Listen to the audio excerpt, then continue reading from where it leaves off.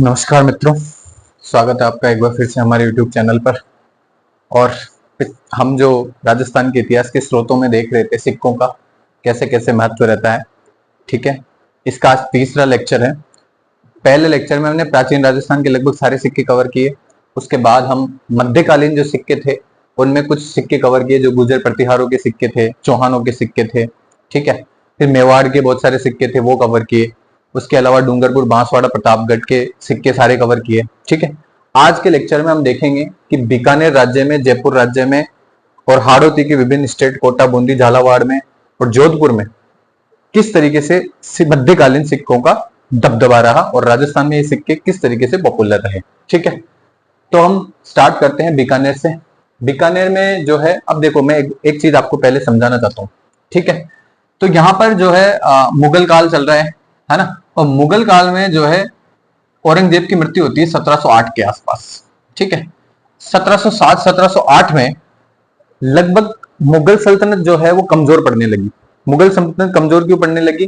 क्योंकि वहां पर जो केंद्रीकरण की जो अवस्था थी, जो औरंगजेब ने बिल्कुल केंद्रीकृत शासन व्यवस्था स्थापित कर रखी थी, वो जो है ढीली पड़ने लगी, शिथिल पड़ने लगी, कमजोर उत्तराधिकारी आने लगे, ठीक है। तो इसकी वजह से क्या है, मुगल सल्तनत कमजोर होने लगी। तो मुगल सल्तनत अगर कमजोर होगी, जब कभी भी केंद्र कमजोर होता है तो जो स्टेट्स होते हैं ना, जो प्रांतीय शासन व्यवस्था होती है ना, वो अपने आप में एक सुदृढ़ व्यवस्था बनने की प्रयास करती है। तो वो जो केंद्रीकृत शासन का जो नियंत्रण था ना, उसके नियंत्रण की शक्ति को विभिन्न राज्यों द्वारा उसको फुलफिल किया जाता है। तो इसी क्रमवश आप ये देखोगे कि 1707 तक तो नहीं, लेकिन 1750 1760 तक जाते जाते राजस्थान के लगभग सभी राजा जो है वो स्वतंत्र रूप से व्यवहार करने लगे, ठीक है।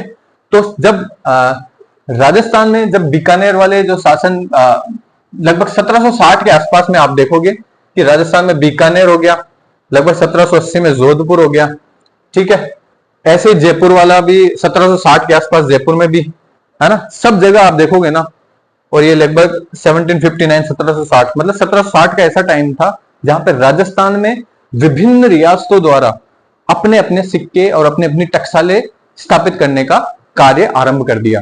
तो ठीक है, राजस्थान में जब मुगल साम्राज्य कमजोर होता है तो उसके बाद 1760 से है ना एक सीरीज देखते हैं हम, सब राज्यों में आपको टकसालें स्थापित होती नजर आएगी, प्लस अपने स्वतंत्र सिक्के आरंभ ढलने शुरू हो जाएंगे, ठीक है। अब अपन पहला देखते हैं बीकानेर में। बीकानेर में जो है आलमगीर सेकंड का टाइम है, 1760 का टाइम है। उस समय बीकानेर में एक टकसाल बनाई जाती है 1760 में। तो आलमगीर सेकंड के टाइम पे कौन बनाता है, इंपॉर्टेंट है, इस आदमी का नाम याद रख लेना, इस राजा का नाम याद रख लेना, सॉरी, राजा है अपने गज सिंह जी, ठीक है। तो गज सिंह जी, उन्होंने आलमगीर सेकंड बादशाह से के टाइम पे 1760 में बीकानेर टकसाल की स्थापना करी, ठीक है। ये इंपॉर्टेंट बात है। फिर उसके बाद दो इतिहासकार हैं हमारे, वेब, जिसका हमने पिछले बार भी अध्ययन किया था, जिन्होंने राजपूताना के सिक्कों पर काफी गहन अध्ययन किया था। वेब और जीएच ओझा के बीच में एक विवाद होता है स्वर्ण सिक्कों को लेकर, कि बीकानेर में स्वर्ण सिक्के चलते थे या नहीं चलते थे।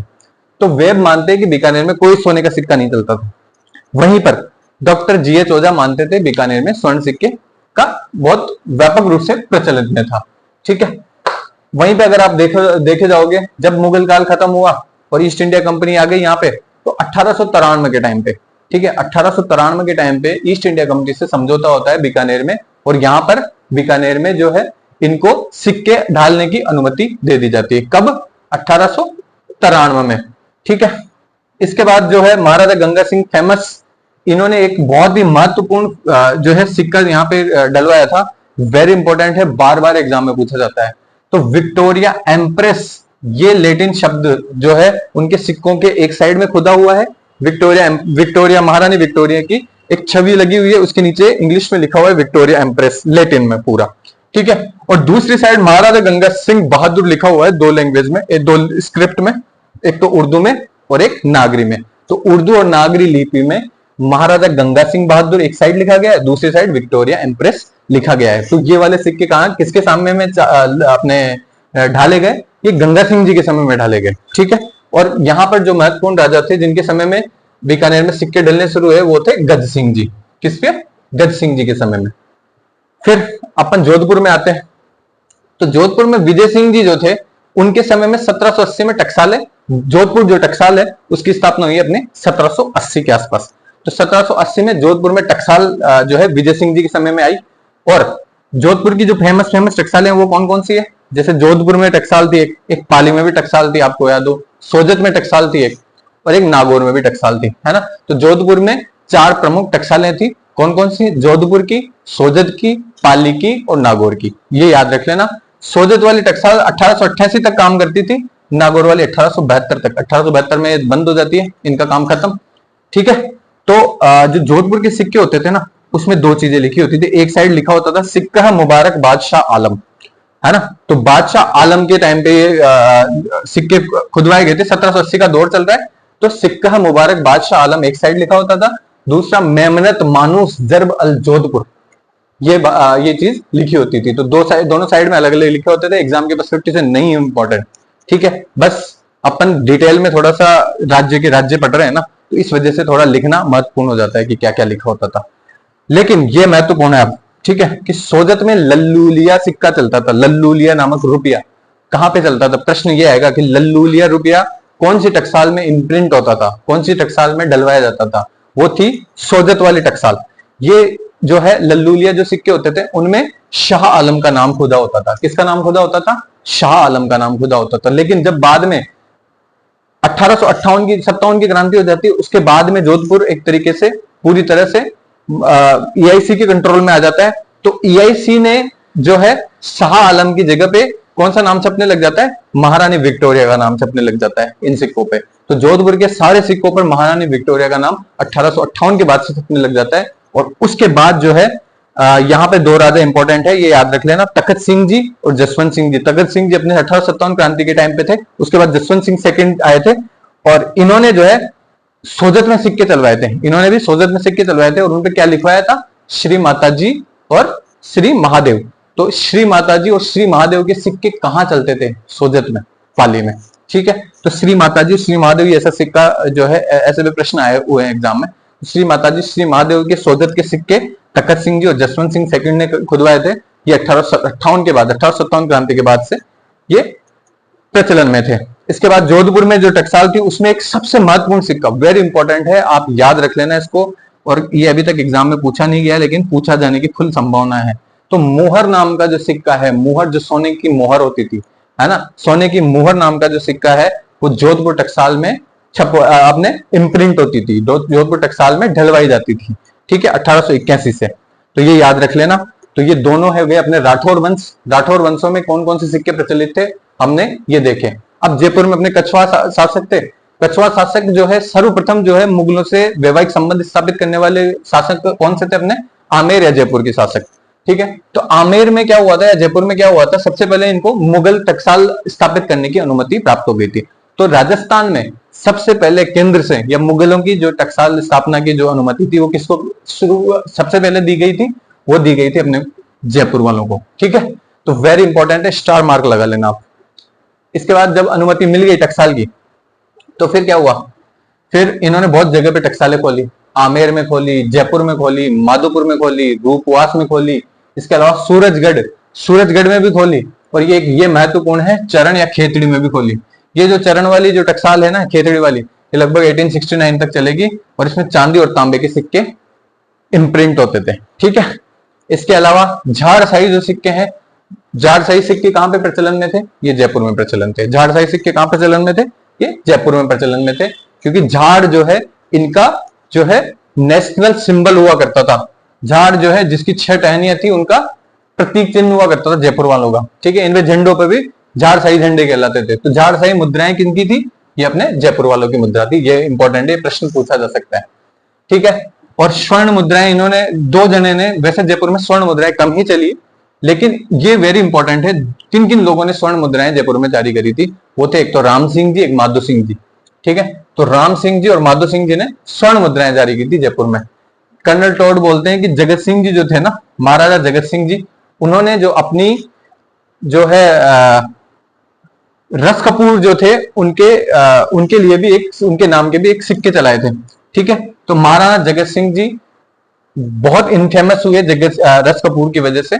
तो आप ये इनकी पासवान थी, ठीक है, रस कपूर पासवान थी, और महाराजा जगत सिंह जी बहुत प्रेम करते थे, तो उनके नाम पे इन्होंने जो है सिक्के खुदवाए थे, ऐसा टोड मानते हैं। ठीक है, इसके अलावा एक हाड़ी सिक्का, झाड़साई सिक्का, वेरी इंपॉर्टेंट। ये दोनों सिक्के तो महत्वपूर्ण याद ही रख लेना कि हाड़ी सिक्का कहां चलता था। हाड़ी सिक्का भी अपने जयपुर में चलता था और झाड़साई सिक्का भी अपने जयपुर में चलता था। हाड़ी सिक्का जो है माधो सिंह जी ने एक रुपये के रूप में हाड़ी सिक्का चलाया था। ठीक है, तो माधो सिंह जी का रुपया कौन सा था? हाड़ी। ठीक है, 1760 में तांबे की क्या पुराना झाड़साई पैसा भी यहाँ पे चलाया गया था। तो 1760 से जो मैंने बताया था मुगल के डिसेंट्रलाइजेशन के बाद सब जगह जो है डिसेंट्रलाइज्ड सिक्के चले, वो 1760 वाला ये टाइम इंपॉर्टेंट है, याद रख लेना, है ना। इस टाइम पे ज्यादातर सिक्के चले थे। फिर कोटा, बूंदी, झालावाड़ में क्या हुआ था? बूंदी में पहले देखो, बूंदी में बहुत सारे रुपए चलते थे। पहले पुराना रुपया चलता था 1759 से 1859 तक। फिर रामशाही सिक्का चलने लगा 1859 से 1886 में। फिर कटारशाही रुपया चलने लगा जो है 1886 से। ये जो रुपया है ना, ये है चांदी का। ठीक है, तो 1886 से कटारशाही सिक्का चलने लगा। कटारशाही रुपया जिसको बोलते थे, जिसमें एक साइड जो थी कटार की आकृति बनी हुई थी और महारानी विक्टोरिया लिखा हुआ था। दूसरी साइड बूंदीश राम सिंह, बूंदी के ईश यानी बूंदी के ईश्वर कौन थे? राम सिंह जी। तो बूंदी का राजा कौन? राम सिंह। तो राम सिंह जी के नाम के कटारशाही सिक्के चल रहे थे। फिर 1901 से जो मैंने बताया था आपको कि 1901 और 1904 वाला जो टाइम था वो कलदारी सिक्कों का टाइम था। तो EIC ने जो है एक समझौता करके सभी राजपूत राज्यों को लाके कलदारी सिक्के के अंदर, ये दक्षिण, स्पेशली दक्षिण और दक्षिण पूर्वी राजस्थान, ठीक है, यहां पर क्या हुआ था? कलदार चलने लगे थे। ठीक है, तो पिछले वाले लेक्चर में समझाया था अच्छे से, आप कलदारी वाला पिछले वाला लेक्चर देख लेना। तो 1901 से कलदार चलने लगे थे, लेकिन इससे 1901 में एक चेहरे शाही रुपया भी चलने लगा था। तो 4 रुपये इंपॉर्टेंट है अपने बूंदी में। एक तो पुराना रुपया जो पहले चलता था, फिर रामशाही रुपया आ गया, फिर कटारशाही रुपया। अच्छा, रामशाही रुपया, कटारशाही रुपये में भी बूंदी राम सिंह लिखा हुआ है, ये ध्यान रख लेना। तो ये भी कटारशाही भी राम सिंह जी का ही है। तो पुराना रुपया, रामशाही रुपया, कटारशाही रुपया और चेहरेशाही रुपया, 4 रुपये जो है वो कहां पे प्रचलन में थे? बूंदी में प्रचलन में थे। फिर जो अकबर सेकंड थे, मुगल सम्राट, तो मुगल सम्राट अकबर सेकंड के टाइम पे उनके 11 साल पूरे हुए थे, इसलिए कौन सा सिक्का चला है? 11 सना। ठीक है, तो 11 साल अकबर सेकंड के पूर्ण होने पर 11 सना सिक्का कहां पे चलाया गया था? बूंदी में चलाया गया था। वेरी इंपॉर्टेंट है एग्जाम के पर्सपेक्टिव से। इसके अलावा कोटा में जब देखते हैं तो अपने को एक सीरीज नजर आती है गुप्त काल से लेके। तो गुप्तों के टाइम पे कोटा में सिक्के चल रहे थे। फिर हूण शासन आया कोटा में, तो वहां पर भी सिक्के चलने लगे। फिर सल्तनत पीरियड है, दिल्ली की सल्तनत आई, तो वहां पे वो दिल्ली सल्तनत के सिक्के चलने लगे। फिर मुगल काल आया। अच्छा, यहाँ पे जो है बूंदी के आसपास कौन सा, कोटा के आसपास कौन सा शासन पड़ता है? यहाँ पे इस जगह पे मालवा की सल्तनत थी, जिसको मांडू शासन बोलते थे, मांडू का शासन। तो मांडू की सल्तनत का भी शासन यहाँ चलता था, तो मांडू के सिक्के भी यहाँ पे मिले हैं। फिर मुगल काल आ गया कोटा में। ठीक है, मुगल काल के समय अकबर ने यहाँ पे सिक्के प्रचलन करने की छूट दे दी थी। तो यहाँ पर बहुत सारी टकसालें खुली, जिसमें कोटा फेमस है, गागरोन फेमस है और झालरा पाटन फेमस है। 3 टकसालें इंपॉर्टेंट है, कोटा, गागरोन और झालरा पाटन, ये वाली टकसालें फेमस है। ठीक है, फिर ईस्ट इंडिया कंपनी ने 1901 से यहाँ पर इन टकसालों में अपने सिक्के इम्प्रिंट करना शुरू कर दिया। ठीक है, ये है कोटा वाले। झालावाड़ में दो टाइप के, झालावाड़ में सिर्फ आप ये ध्यान रखना, सिर्फ मदन शाह या नाम याद रख लेना। एक मदन सिंह जी थे, तो उनके नाम पे यहाँ पे मदन शाही सिक्के चल रहे हैं। तो मदन शाही रुपये भी मदन शाही चल रहे हैं। रुपये चांदी के, मैं पहले बता रहा हूँ। तो मदन शाही रुपया, पुराना मदन शाही रुपया और नया मदन शाही रुपया इस रूप में प्रचलित था। फिर तांबे के कुछ मदन शाही सिक्के चले, तांबे का मदन शाही पैसा और तांबे का मदन शाही टका। ठीक है, तो ये इंपॉर्टेंट है झालावाड़ में। बाकी अपना मध्यकालीन राजस्थान में लगभग ज्यादातर सिक्के यही है, और फिर 2-4-5 छोटे राज्य रह गए, अपन अगले लेक्चर में उनको भी कवर कर लेंगे। एक बार फटाफट से रिवीजन करा देता हूँ। बीकानेर में आलमगीर सेकंड के टाइम पे, मुगल बादशाह आलमगीर सेकंड के टाइम पे 1760 में एक बीकानेर टकसाल की स्थापना की जाती है। महाराजा गज सिंह जी उस टाइम पे थे। वेब मानते हैं कि बीकानेर में कोई सोने का सिक्का प्रचलन में नहीं था, जबकि जीएच ओझा कहते हैं कि व्यापक रूप से सोने के सिक्के बीकानेर में प्रचलन में थे। इसके अलावा ईस्ट इंडिया कंपनी से 1893 में समझौते के तहत बीकानेर में सिक्के ढालने की अनुमति दी जाती है, और महाराजा गंगा सिंह ने विक्टोरिया एम्प्रेस नामक सिक्का चलाया, जिसके एक साइड में अंग्रेजी में विक्टोरिया एम्प्रेस लिखा हुआ था और दूसरी साइड में क्या लिखा हुआ था? महाराजा गंगा सिंह बहादुर, उर्दू और नागरी लिपि में। ठीक है, फिर जोधपुर का सिक्का अपना, जोधपुर जो है विजय सिंह जी के टाइम के यहाँ पे सिक्का प्रचलन में आया। 1780 में यहाँ पे टकसाल बनाई जाती है, और जोधपुर, पाली, सोजत, नागौर में टकसालें स्थापित करी गई। सोजत और नागौर की टकसालें बाद में बंद कर दी गई। एक साइड ये लिखा था, एक साइड ये लिखा था, ध्यान रखना, है ना। सिक्का मुबारक बादशाह आलम और मेमनत मानुस जरब अल जोधपुर, ठीक है। फिर सोजत में लल्लूलिया रुपया चलता था, शाह आलम का नाम यहाँ पे खुदा हुआ था। और 1858 जब 1857 क्रांति हो जाती है, उसके बाद में विक्टोरिया का नाम सिक्कों पे, शाह आलम के स्थान पर विक्टोरिया का नाम आने लग गया सिक्कों पे। और तखत सिंह जी और जसवंत सिंह जी ने सोजत पर श्री माता जी और श्री महादेव नामक सिक्के प्रचलन में लाए। और जोधपुर टकसाल में एक बहुत इंपॉर्टेंट मोहर चलती थी जिसको सोने का सिक्का माना जाता है।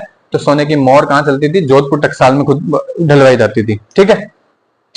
और 1781 से, और जयपुर जो है उसमें सबसे पहले मुगलों ने जयपुर में टकसाल खोलने की अनुमति दी थी। आमेर, जयपुर, माधोपुर, रूपवा, सूरजगढ़ में टकसालें थी। चरण खेतड़ी वाली टकसाल महत्वपूर्ण थी, जहां पर तांबे और चांदी के सिक्के 1869 तक जो है ढलवाए गए थे। फिर झाड़शाही सिक्के, क्योंकि जयपुर का प्रतीक था, राज्य प्रतीक था झाड़, है ना। तो 6 टहनी वाला झाड़ जो है इनका नेशनल सिंबल था एक तरीके से। तो वो झाड़शाही सिक्के प्रचलन में थे। और हाड़ी सिक्का भी जयपुर का था, जो माधो सिंह जी का रुपया था, हाड़ी, ठीक है। इसके अलावा सोने की मुद्रा राम सिंह जी और माधो सिंह जी ने चलाई थी। कर्नल टोड जगत सिंह जी के टाइम पे रस कपूर नाम के सिक्के प्रचलन का भी उल्लेख करते हैं। 1760 में यहाँ पर तांबे के सिक्के, पुराना झाड़शाही पैसा, ये वाला जो है खुदवाया गया था। इसके बाद अपन बूंदी वाला देखते हैं। तो बूंदी में अगर अपन देखते हैं इंपॉर्टेंट, तो पुराना रुपया 1759 से 1859 तक चलता है। फिर अकबर सेकंड के पूरे 11 साल कंप्लीट हो जाते हैं, उसमें 11 सना सिक्का खुदवाया जाता है। इसके अलावा रामशाही रुपया, कटारशाही रुपया और चेहरेशाही रुपया यहाँ पर प्रचलन में थे। कटारशाही में एक साइड में कटार और विक्टोरिया का जो है अंकन मिलता है, दूसरी साइड में बूंदी राम सिंह जी का नाम, बूंदी के राजा राम सिंह जी का नाम उल्लेखित करते हैं। 1901 के बाद यहाँ पर भी कलदार प्रीडोमिनेंटली चलने लगते हैं। उसके बाद कोटा में अपन देखते हैं कि एक सीरीज मिलती है अपने को सिक्कों की। फिर यहाँ पे बहुत सारी टकसालें खुदवाई जाती है। और कोटा, गागरोन, झालरापाटन महत्वपूर्ण थी। और ईआईसी ने 1901 में अपने कब्जे में ले लेती है इन टकसालों को। फिर झालावाड़ में भी अपन मदनशाही नाम से सिक्के देखते हैं। मदनशाही रुपया, पुराना मदनशाही, नया मदनशाही, तांबे के मदनशाही पेशा और तांबे का ही मदनशाही टका इस टाइम पे चलता था। ये था अपना मध्यकालीन राजस्थान के लगभग सिक्के। 4, 5, 7 स्टेट और रहे हैं जो छोटे छोटे, जैसे सिरोही वाला है, छोटा सा अलवर वाला है ना। ये छोटे छोटे स्टेट है जो महत्वपूर्ण है, कभी कभी इनसे प्रश्न पूछ लेते हैं। प्लस अगले लेक्चर में अपन ये तो कवर करेंगे ही, इनके साथ के साथ अपन जो छोटे बहुत सारे जो फैक्चुअल डेटा है ना, जो एग्जाम के पर्सपेक्टिव से इंपॉर्टेंट है, वो सारा भी अपन एक साथ कवर कर लेंगे। इसी के साथ मैं आज आपसे विदा लेता हूँ और आप सभी लोगों को दिवाली की हार्दिक शुभकामनाएं। और आप अच्छे से दिवाली मनाइए और एंजॉय कीजिए। और कोई भी प्रॉब्लम हो आपको राजस्थान हिस्ट्री से रिलेटेड, तो आप कमेंट सेक्शन में नीचे आप जो है अपना प्रश्न पूछिए, मैं आपको जरूर से जरूर उत्तर देने का पूरा प्रयास करूंगा, ठीक है। आज का लेक्चर यहीं खत्म होता है, धन्यवाद।